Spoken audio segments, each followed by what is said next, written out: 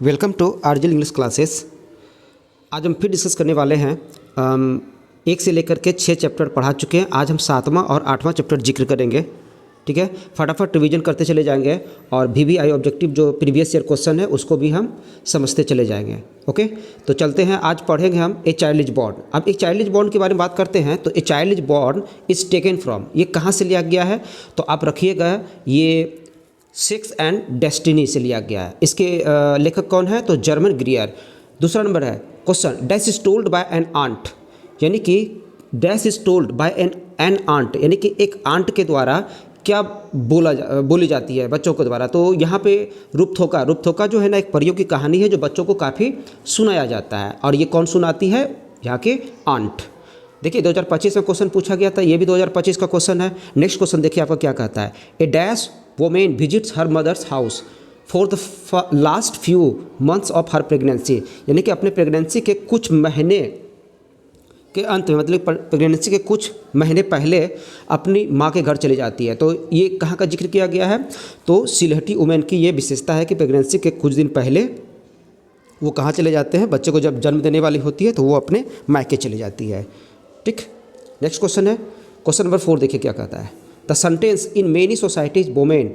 अब वोमेन की बात करें, मदर की बात करें, ठीक है, और मदर इज लॉ की बात करें तो ये जो लिया गया है कहाँ से लिया गया है तो आपका ए चाइल्ड इज बॉर्न से लिया गया है। Next question, the voice of a few women rise in warning can not be heard, यानी कि ये जो कुछ महिलाओं की जो आवाज़ें होती है उसको नहीं सुना जा सकता है। किसमें, over the humming and throbbing of our machine. आज मशीनों की जो मतलब आवाज़ें होती है ना, उस मशीनों की आवाज़ों में कुछ महिलाओं के वॉइसें जो है ना वो दबकर रह जाती है। On the occasion musical program is given by, किस ओकेजन पर म्यूजिकल प्रोग्राम दिया जाता है तो ये आपका हो जाएगा by the women and girls, यानी कि म्यूजिकल प्रोग्राम जो किया जाता है किसके द्वारा दिया जाता है, कुछ महिलाएं और कुछ लड़कियां मिल करके जब बच्चे को जन्म होता है उसके बाद ये लोग क्या करते हैं, पार्टी प्रोग्राम करते हैं जिसमें कि केवल महिलाएं और लड़कियां ही शामिल हो सकती है, पुरुषों को नॉट अलाउड है। और वो जो सेरेमनी होता है ना इज हेल्ड कब होता है तो जब कोई बॉय या फिर कोई गर्ल, यानी कि दोनों में से कोई एक पैदा हो जाए तो उसके अवसर पर ये लोग क्या करते हैं, सेरेमनी मनाते हैं। In Bangladesh children are looked after by the dash, Bangladesh में जो बच्चों की देखरेख की जाती है, पालन पोषण किया जाता है, वो सबके द्वारा, होल फैमिली, पूरे परिवार मिलकर के क्या करते हैं, उनकी देखरेख करते हैं। Who has written a child report, child report किसने लिखा है, लिखी है तो जर्मन ग्रियर की द्वारा लिखी गई है। नेक्स्ट क्वेश्चन है, during pregnancy the best place for the women is, तो बेस्ट प्लेस किसका होता है ड्यूरिंग प्रेगनेंसी के, तो उसकी अपनी माँ का जो घर होता है इसको बेस्ट प्लेस होता है, ये ऐसा माना जाता है। Okay, during pregnancy women prefers her mother's house because ऐसा क्यों होता है कि प्रेगनेंसी के कुछ समय पहले वो अपने मायके जाना चाहती है, घर जाना चाहती है, क्योंकि सी गेट्स प्रॉपर केयर देयर। वैसे भी वो साइकिक बर्डन कम होता है, वो अपने घर में रहती है, अपने माँ बाप के सामने में रहती है तो ज़्यादा अपने आप को टेंशन फ्री समझती है और वहाँ के सभी लोग उनको क्या करते हैं, प्रॉपर केयर करते हैं। नेक्स्ट क्वेश्चन है, when baby is born it is an occasion for Joy.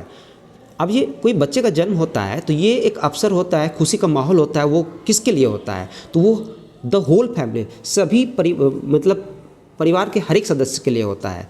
केवल ऐसा नहीं कि उसकी माँ या पापा खुश होते हैं, नहीं, परिवार के हर एक मेंबर खुश रहते हैं। Dash woman had given up going to international conference, कौन सी ऐसी महिला है जो कि given up going to international conference में जाना छोड़ दिया है तो सुडानीज वुमेन जो है ना, इंटरनेशनल फोरा जो बहुत बड़े मंच पर कॉन्फ्रेंस वगैरह होते हैं वो जाना छोड़ चुके हैं।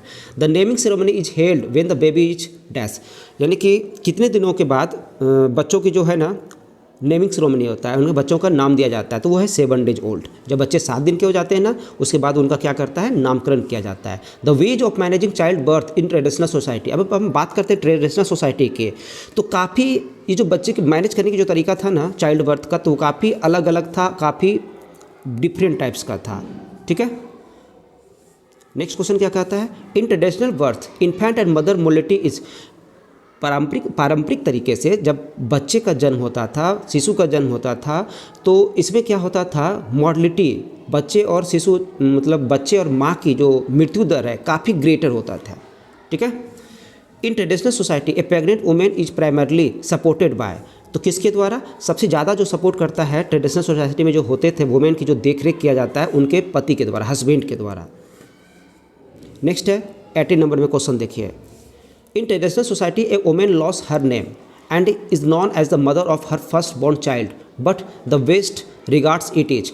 कहता है क्या पारंपरिक समाज में, पुराने ज़माने में, हमारे प्राचीन समाज में महिला जो है ना अपने नाम को खो देती है और अपने नाम को खो देने के बाद वो अपने पहले बच्चे के नाम से जाने जाते हैं। लेकिन वेस्टर्न की बात करते हैं ना तो वेस्टर्न इसको रिगार्ड्स देते हैं, आउटरेजस, एकदम घिनौनापन का, बोलता है कि नहीं ऐसा नहीं होना चाहिए, एक महिला की जो पहचान है उसकी नाम है नहीं खोना चाहिए। तो वेस्टर्न रिगार्ड्स इसको करता है आउटरेजस, यानी कि इसको गलत मानते हैं। ठीक है। जर्मन गिरर का जन्म कब हुआ था? तो 1939 में। और जर्मन गिरर कहाँ एजुकेटेड थी, कहाँ पढ़ी लिखी थी? तो ऑस्ट्रेलिया में पढ़ी लिखी थी।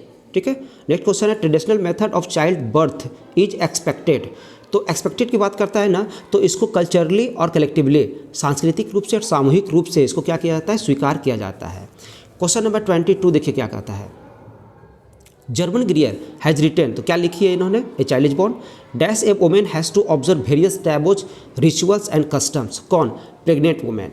बहुत सारे उसके टैबूज, रिचुअल्स यानी कि प्रथा, रीति रिवाज, ये सारे को मानना पड़ता है उनको।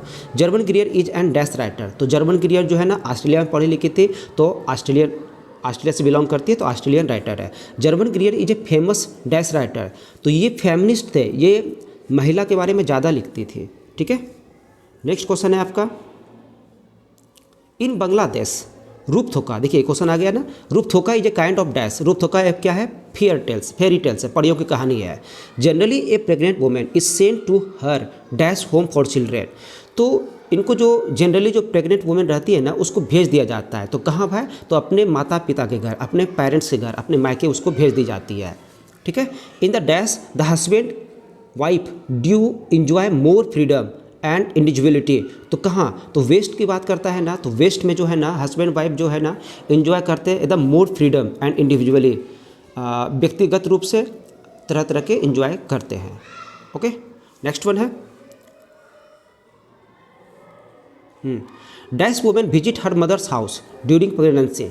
तो यहाँ पे भी हमारे भारत में भी एक विशेषता है, भारत के प्राचीन समाज में भी अभी भी बहुत सारे लोग ऐसे होते हैं जो कि अपने मतलब वुमेन को अपने घर बुला लेते हैं। अब उसकी माँ जो है ना अपनी बेटी को घर बुला लेते हैं ताकि वो अपने देख रेख में उसकी मतलब नज़र रख सके, उसके अच्छे से देखभाल कर सके। एक माँ की तो यही ममता होती है। 30 नंबर देखिए क्या कहता है। In dash children under the age of 5 और 6 are looked after the by the whole family. पूरा मतलब परिवार के सदस्यों के द्वारा उसकी देख रेख की जाती है। कब तक? 5 और 6 अंडर एज। तो बांग्लादेश की बात कर रहा है। बांग्लादेश में बच्चों की जो देखभाल की जाती है सभी मेंबर के फैमिली मेंबर्स के द्वारा की जाती है। Sylheti women and her child are given new dresses on the dash day of the birth, यानी कि जब 7वां दिन हो जाते हैं ना तो सिलेटी वुमेन की विशेषता होती है क्या कि वहाँ की महिलाएं जो है ना, महिलाओं को और बच्चों को जो है ना न्यू ड्रेस दी जाती है। ठीक है। तो ये कब होता है? उसके बर्थ के 7वें दिन।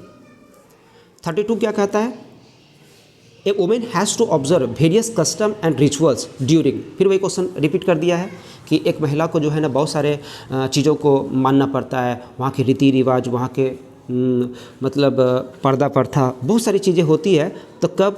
तो ड्यूरिंग प्रेगनेंसी के दौरान।